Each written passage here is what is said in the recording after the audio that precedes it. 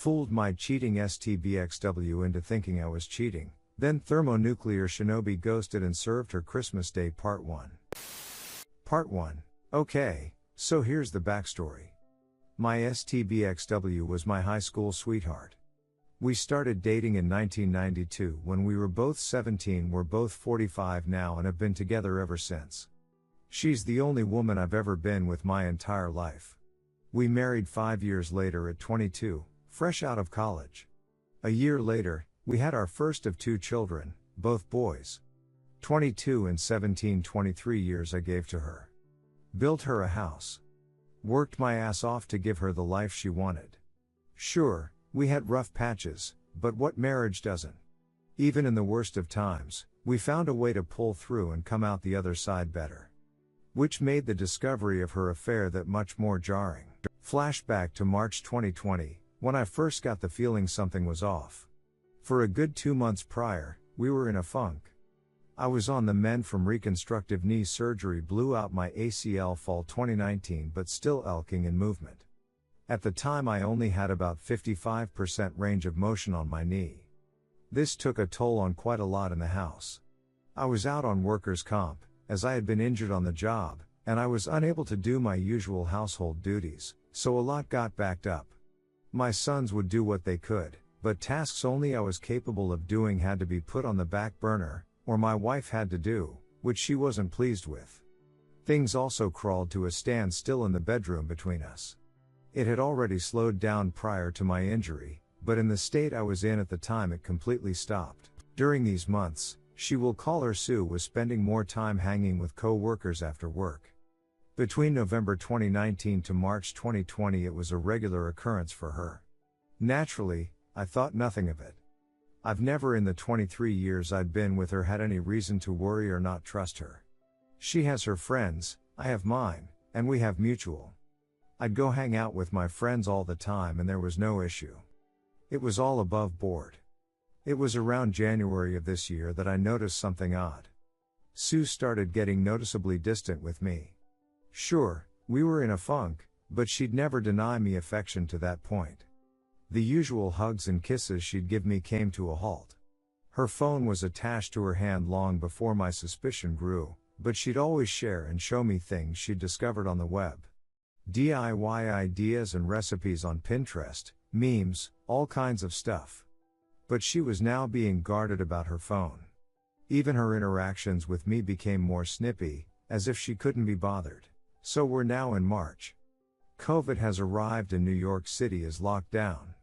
Our chosen careers fall under the essential designation, so neither of us have to work from home. I'd just been recently cleared to return to work after 5 months on the shelf, and I was eager to get back after it, as 5 months on my ass rehabbing my knee and not being able to do physical stuff drove me nuts. For context, I enjoy physical activities.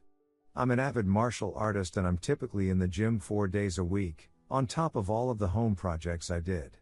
Within a week or 2 of the lockdown, my STBXW alerts me that she's going to have to start putting in extra hours. Again, I think nothing of this because of her field. Of course, I was under the assumption it'd be every other day, but no. It was every day. And not just an hour or 2. She'd come home 3 or more hours later, and go straight to the shower, spend a little time with me, a little time with our 17-year-old 22-year-old lives with his GF crossdown and then go to bed.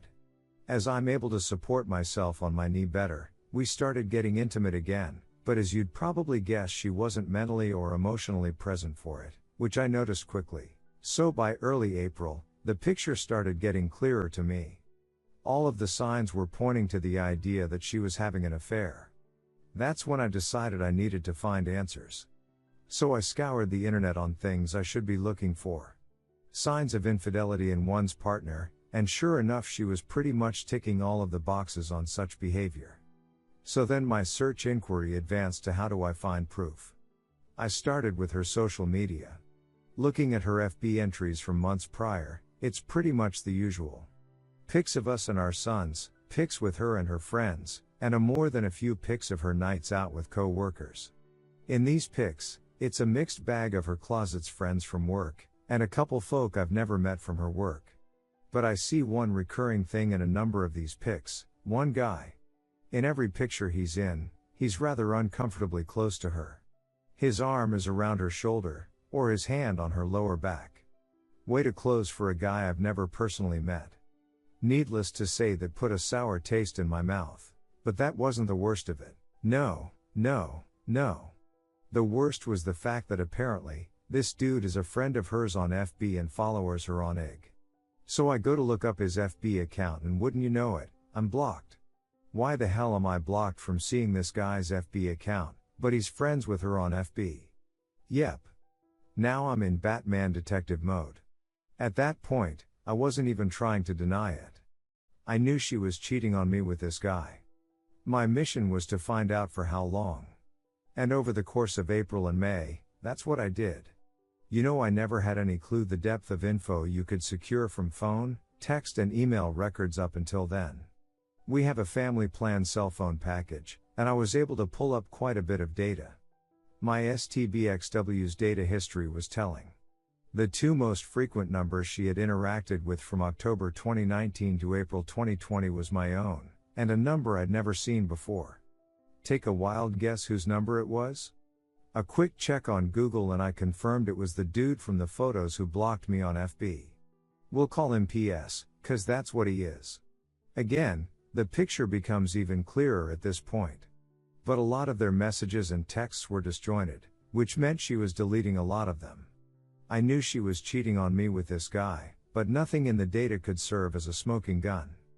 I needed more evidence. It's at this point that I tell my best friend Oz what I had found. He asked me did I confront her with what I had, and I said no because I felt like it wasn't enough. That's when he told me about an app that I could download to apparently spy on her communications in real time. I won't say the name as I don't know the rules on that here. I got it installed, sync up my data plan, and waited. Within days of doing so, I finally saw it. A text string between the two of them talking about how much fun they'd had the previous night, and making plans to do it again that weekend. Boom. Gut punch. To say I was completely devastating was an understatement.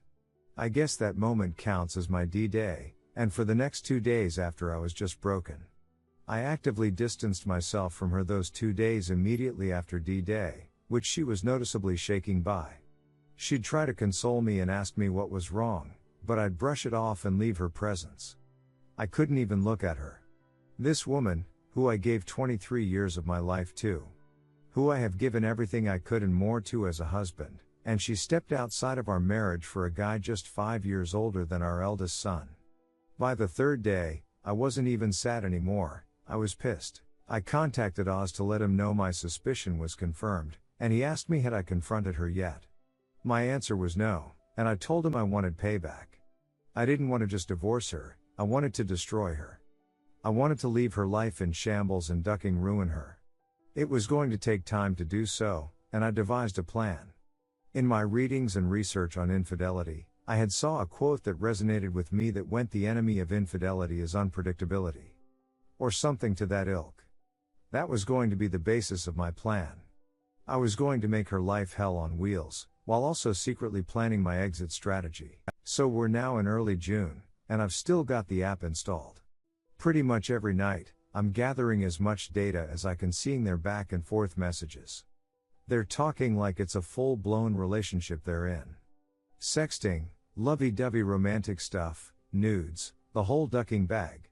At that point I had stopped looking at any of it, I was just collecting info and cataloging on my private FPS server. Meanwhile, I start doing things out of the ordinary. I start going out at odd times. I start coming home even later than she does. In her presence, I'm on my phone a lot more than usual, and when she asks what are you up to? I just simply say just stuff and put my phone away. I'd also changed my login info on everything, so she couldn't access any of my stuff. Mind you, for our entire marriage, we'd never hid anything from each other. But right around I'm assuming the start of her affair, she'd changed her password on FB, as well as on her phone, stating she had to because of the security breaches in recent months. Yay, really nice cover for hiding your affair from your husband. Anyway, I'd clued Oz in on my plan, as well as telling my older and only sister and 2 more of my closest friends what was going on. These are people I trust with my life, and I swore them to secrecy. For context, Oz and I have been friends since we were kids. The other of our friends, Joey and Nina, we've known since high school. Make note of Nina, she comes into play down the road. July comes, and my STBXW is in full paranoia mode. She's texting and calling me a lot more frequently now, asking me if I'm going to be home when she gets home, when am I coming home while she is and I'm not, asking me what am I up to, the works. I can see the seed planted in her head the month prior is starting to sprout, especially in her communication with PS. She's confiding in him her doubt and confusion. Telling him that I'm getting cold and distant. The ducking nerve of this woman. In the interim of these interactions with PS, she suggests that maybe they should stop meeting up at our house because she has no idea if I'd just show up, confirming that yes, she's had this duckwad in my home. Thanks, Sue. PS asks her in that specific communication was she worried about me potentially cheating on her, which actually pissed her off. I can't even begin to describe the level of joy and how many laughs I got out of reading that exchange. My cheating wife arguing with her affair partner over if she's mad her husband could be cheating on her. Oh, the ducking irony. Now bear in mind, I'm not hooking up with anyone. When I leave, I'm usually at Oz or Joey's throwing back some booze, watching fights and spending time with my brothers, or at my big sis house hanging with her and my Bill, who's like an older brother to me. My sis is 52 and her hubby is 58. She had told him about my STBXW's infidelity, but not of my plan. Couldn't risk it as he's a bit of a blabbermouth. We'll fast forward now to October. That's when things seriously pick up. I've been in my faux affair for 3 months now, and Sue is hyper aware of the fact that I'm actively pulling away from her. It's been as long as the day I enacted my plan until the day she confronted me, October 20th, 2020, that I'd even touched her. No hugs. No kisses. No initiation of intimacy. Nothing. Not like she needed it, she was still ducking PS, just at his place or at motels. So that afternoon, she calls me at work, which wasn't rare before all this began, but certainly hadn't happened in a while, and asks me to come straight home after work, saying she had something important to tell me. I'm not gonna lie to you all, I half believed she was going to come clean about her infidelity, but she of course didn't. Instead, I get home to her asking me was I unhappy with her.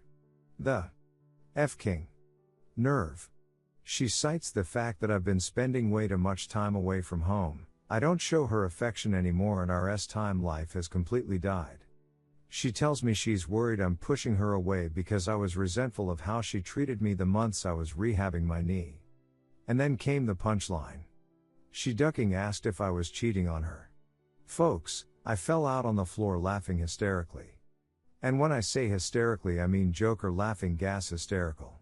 On the surface it looked like to her assuming it was me laughing off the notion of being unfaithful, but it was of course actually me laughing at the sheer irony of what was happening in front of my eyes.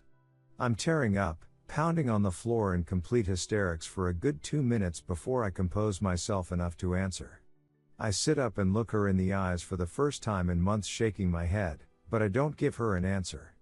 I stand up, brush myself off, kiss the top of her head and go about settling in for the night. Later that night, as I'm in my office, I decide, you know what?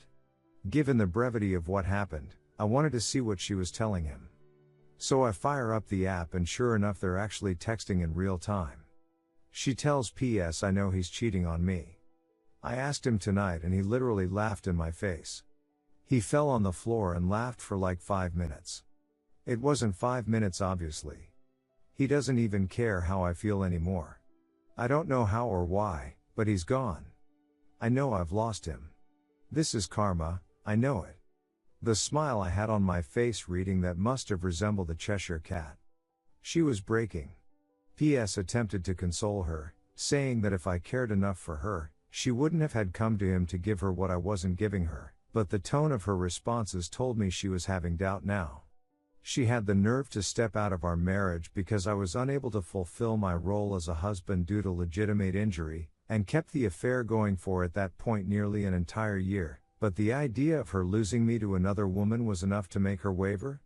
What a ducking weakling. Now, during all of this I was also exacting the second part of my plan for payback, getting all of my affairs in order financially. In September, I had met with a family attorney to get the ball rolling on divorce paper, with the mountain of evidence I'd piled up to that point. New York is an at-fault state as far as divorce, and the overwhelming amount of proof I'd gathered displaying Sue's infidelity pretty much solidified I could nail her to the ducking wall in a divorce case.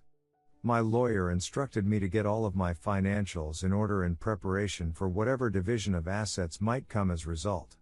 I went one better than that, secretly pulling all of my money out of our joint account and putting it in my personal account.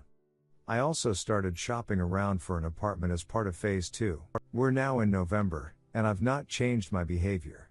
In fact, I've ramped it up. This is where my friend Nina comes into play. For context, Nina and Sue have never been what you call close. I met Nina freshman year of high school 2 years before I met Sue. Even way back then, Sue has seen Nina as a threat, as she's my closest female friend.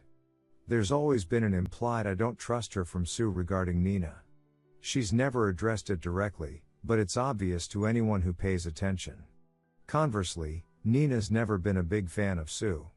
Early in me and Sue's relationship, Nina called to attention to me how Sue was pretty much imposing herself into our little square of friends, whereas I didn't do the same with Sue's set of friends. That irked Nina because she knew why Sue was doing it, her. Among Sue's circle even now, there are no male friends, aside from PS, whereas Nina is the only girl in my square. Nina had been stuck overseas due to the virus, and finally returned to NYC November 3rd. Oz, Joey and I decided we were gonna celebrate her return with a night at Joey's house for dinner and drinks. There was only 5 of us, Oz, Joey, Joey's wife, who is also Nina's sister, Nina and myself. Sticking to CDC guidelines. We take the Rona very seriously. Nina, being the evil mastermind she is, comes up with an evil idea to trigger Sue. She suggested we take some photos in the same vein of the photos I discovered of Sue and PS months prior, and post them to my FB. And that's just what we did.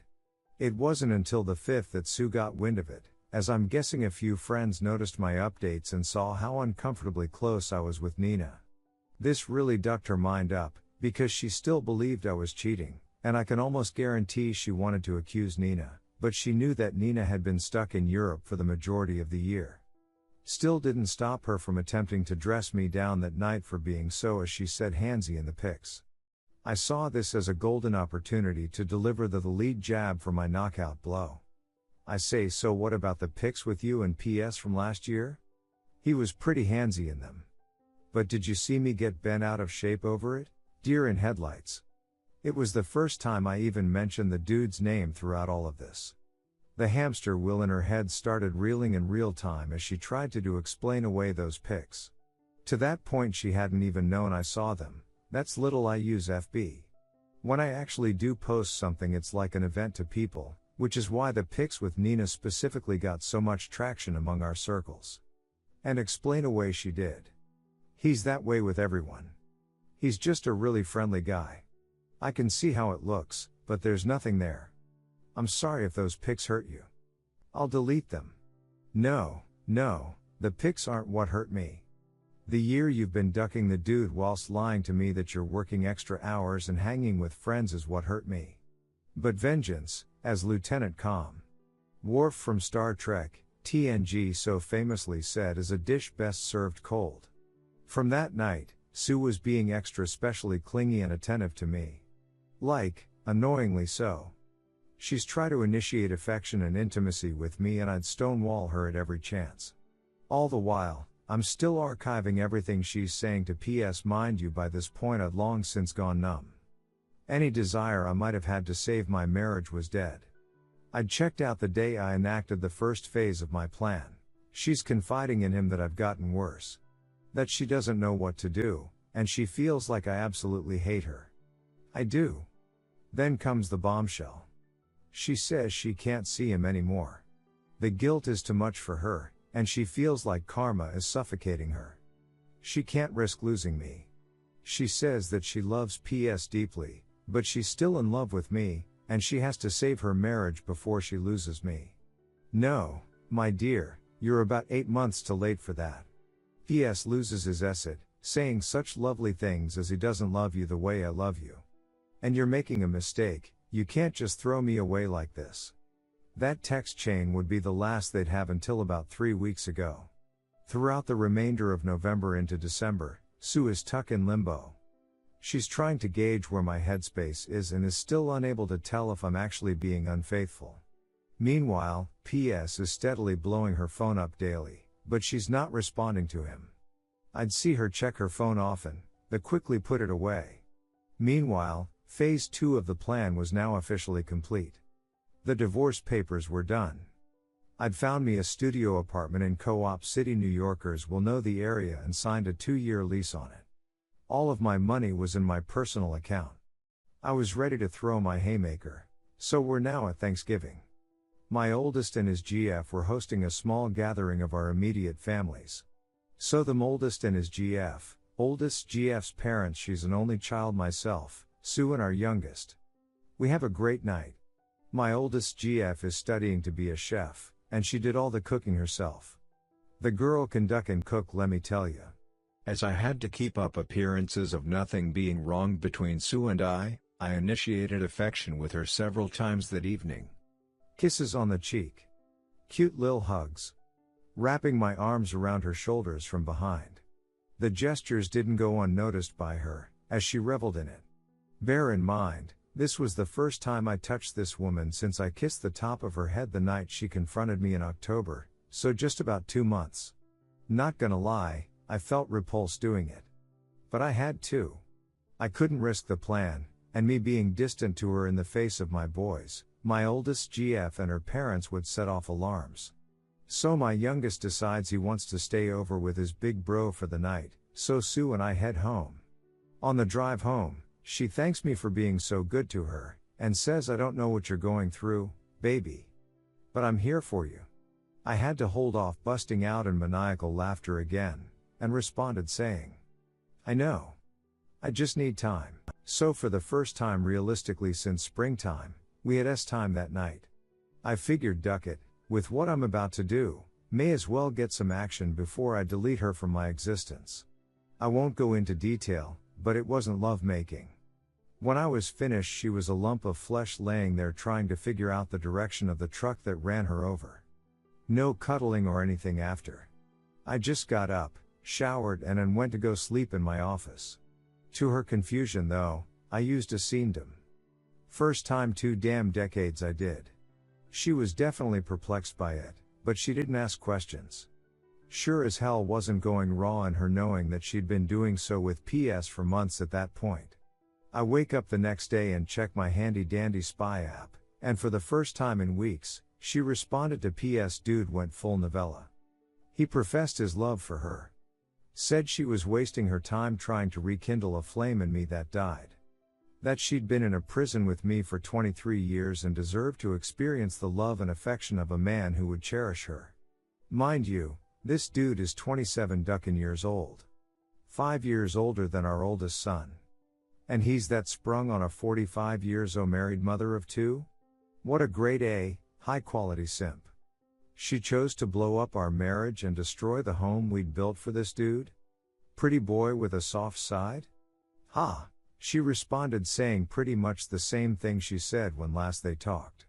That she loves him, and enjoyed their time together, but she can't lose me. I'm still the love of her life, but she'll always have a place for him in her heart. That they can still be friends if he chooses, but the physical relationship between them is over. He begged her to see him one last time that week, and yep, you guessed it, she said yes. One more for the road, right? Who am I to say anything? That's what I did to her the previous night. Of course I added all of that to the archive I'd compiled.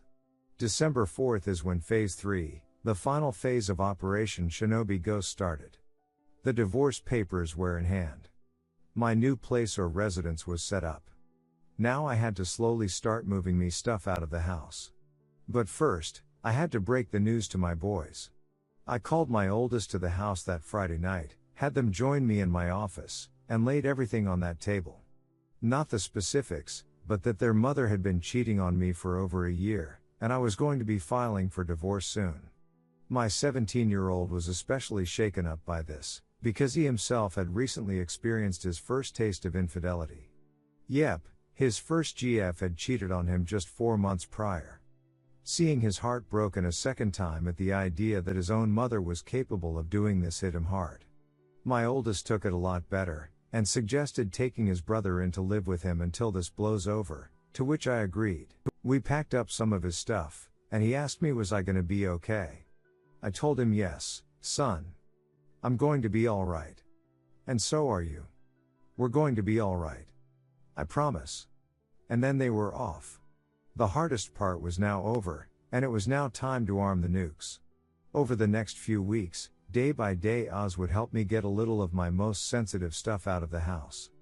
Gave him a list of all of the definite stuff to grab while Sue and I were at work and left him the spare key. This was all stuff Sue wouldn't notice was missing unless you told her it was gone. I'd also gotten a new phone and phone number, and told everyone who needed to know Oz, Joey, Nina, my boys, Big Sis and my mother my new contact info. Meanwhile, I'm keeping up the rows with Sue and she's none the wiser. Trickling bits and pieces of affection to her just to keep her off of the trail, whilst she's still in contact with PS not to the extent that they'd been prior, but there's still an emotional thing happening. The fog is faint, but it's still there. All the while, I gather everything, and I do mean everything. Every bit of data I've archived since I started the plan, call logs, texts, pics, emails, everything, and start making printouts. Folks, I must have spent over $1,500 on Staples supplies. Printer ink, paper, binders, the works. And I cataloged everything in order, from the beginning of the affair until that last bit 2 weeks ago, December 16th in the binders. 14 of them. I then put each one in a box, and gift-wrapped each, addressing them to various people. My mother my father passed 7 years ago, her parents, her 2 sisters, her brother, her HR department did I forget to mention PS works for the same company, and there's an expressed rule against inter-company relationships because of the nature of what she does. Several of her friends, PS and PS's parents. Lugged all of those duckers to the post office and shipped them all out December 16th. ETA for delivery, December 22nd 24th. Perfect. So we're now at Christmas Eve. Sue comes home around the usual time, no idea if she'd seen PS, I'd stopped tracking her on the app the 18th. Figure I'd gotten all the mileage I needed from it. As per usual, she showers, hangs out with me a bit, I blow her back out on the living room couch. I know, I'm a ducking asshole and she turns in for the night. The final phase was upon me at long last. The nuke I'd been arming since June was finally about to launch. In the middle of the night, I woke up and wrapped up one of the 3 remaining binders, with the divorce papers taped to the inside cover, and set it on my side of the bed with a note that said Merry Christmas on it. Next to it I left my old phone, and the business card of my lawyer. I packed up the remainder of my most needed items, enough to fill 2 backpacks, and I left my home, that I spent 23 years in, for the last time. That, my friends, was 1 week ago. To Sue I am completely off the grid. Gone. Shadow ghosted. She's blocked on FB, but still hasn't blocked me for some reason, so I'm keeping tabs on the fallout. It's absolutely glorious.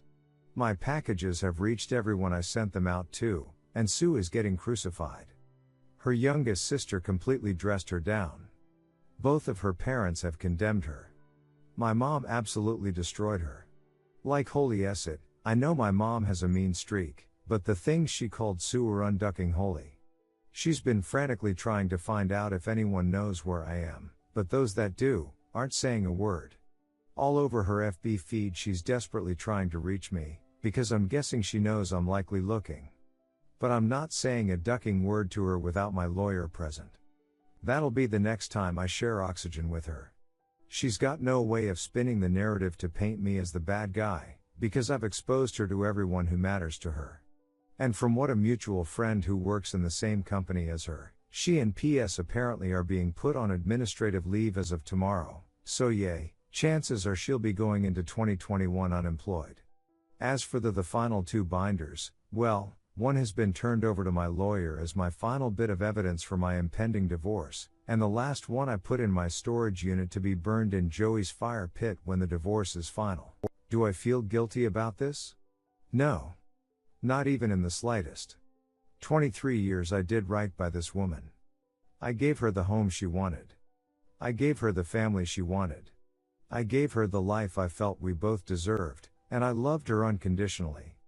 Never have I faltered. Never have I strayed. Never have I even entertained the notion of breaking my vows. When an issue came up that I felt was affecting our marriage, I came to her and told her, and we sorted it out as best we could. She opted to find comfort in another man's bed. Rather than come to me and say she was unhappy with our time life at the time, she decided to step out with a young punk who gave her the tingles. So no, I have no sympathy for what I did, or for her. She can burn in hell for all I care. The most I stand to lose is my house, a car and maybe a couple $100 a month in alimony, but seeing as the divorce is filed under the statute of adultery and NYS is at fault, that might get waived with the insurmountable amount of evidence I've provided. As far as I'm concerned, she's dead to me and I'm never looking back. TL, Dr. wife of 23 years had a 1-year-long affair with a co-worker 18 years younger than her. Pretended to be in an affair myself while collecting evidence of hers for the majority of 2020. Had divorce papers drawn up early fall. Compiled all the evidence in early December. Shipped binders full of the evidence to everyone near and dear to her to arrive around Christmas Eve. Left one binder with the divorce notice attached inside on my pillow, as well as my phone and lawyer's card as she slept Christmas Eve. Completely went off the grid on her as her life completely imploded the following days after Christmas. Quick edit, NYS is not fully at fault. Under certain circumstances a divorce can be filed at fault, of which my lawyer has informed me my case falls under. I'll be meeting the STBXW with her lawyer tomorrow. I'm guessing I'll just update here. Second edit, to the guy on YouTube and in my PM who said I got cucked for over a year, and all of my evidence will not be submittable in court claiming he's a retired pie with 20 years experience. You can duck right the duck off. Had a quick word on the matter with my lawyer earlier today 1/5/21 and everything provided outside of the phone calls are valid. Find something better to do with your time than harassing me, buddy. To be continued.